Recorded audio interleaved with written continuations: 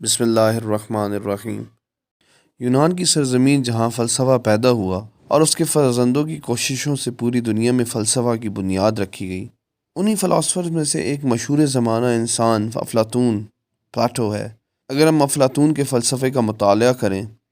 تو اس کی اچھی باتوں کے ساتھ ساتھ ایسی خرافات بھی ملتی ہے کہ عقل دنگ رہ جاتی ہے۔ افلاطون سے جب پوچھا گیا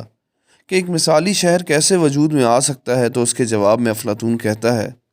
کہ اس شہر کے باشندوں کو 3 طبقات میں تقسیم کرنا چاہیے، یعنی کہ گورنمنٹ، آرمی اور عوام۔ اور وہ مزید کہتا ہے کہ حکومت پر لازم ہے کہ وہ اس مثالی شہر میں ایسے تہوار منعقد کرے جن میں صحت مند مرد خوبصورت عورتوں کے ساتھ وقتی طور پر شادیاں کریں اور پیدا ہونے والے بچوں کی سب چنی گئی عورتیں مل کر پرورش کریں تاکہ ان میں نسل اور طبقے کا فرق ختم ہو اور وہ ایک قوم کے فرد بن جائیں۔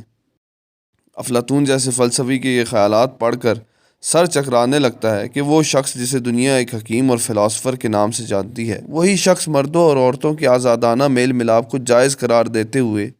بے حیائی کی بنیاد رکھ رہا ہے۔ اگر مزید اس کے فلسفے کو دیکھیں تو ہمیں ایک فلاسفر کی جگہ ایک جلاد نظر آتا ہے۔ وہ کہتا ہے کہ اگر بچوں کی تعداد میں اضافہ ہو جائے تو انہیں قتل کر دیا جائے۔ اس طرح وہ بچہ جو جسمانی طور پر بیماری میں مبتلا ہو اور وہ بیمار شخص جس کے تندرست ہونے کی امید ہی نہ ہو،